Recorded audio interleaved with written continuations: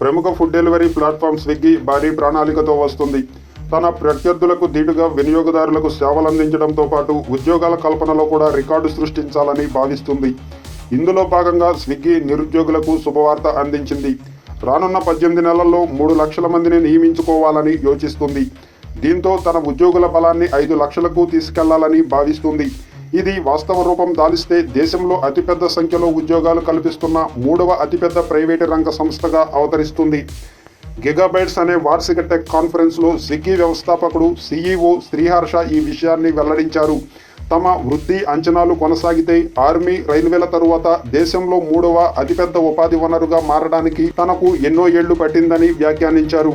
అలాగే రాబోయే 10 నుండి 15 సంవత్సరాల్లో 100 మిలియన్ల కస్టమర్లు ప్రతి నెల 15 రెట్లు తమ ప్లాట్ఫామ్పై లావాదేవీలు జరపాలనే లక్ష్యంగా పెట్టుకున్నామని శ్రీహర్ష తెలిపారు. 2018 మార్చి గణాంకాల ప్రకారం ఇండియన్ ఆర్మీ 12.5 లక్షల ఉద్యోగులతో మొదటి స్థానంలో ఉండగా భారతీయ రైల్వే 12 లక్షలతో రెండో స్థానంలో ఉంది. అలాగే ఐటీ సేవల సంస్థ TCS 4.5 లక్షలతో ప్రైవేటు రంగంలో ఎక్కువ ఉద్యోగాలు కల్పిస్తున్న అతిపెద్ద సంస్థగా ఉంది. 5 లక్షల ఉద్యోగుల లక్ష్యం నెరవేరితే TCSను అధిగమించి అతిపెద్ద ప్రైవేటు రంగ యజమానిగా స్విగ్గీ దూసుకురానుంది.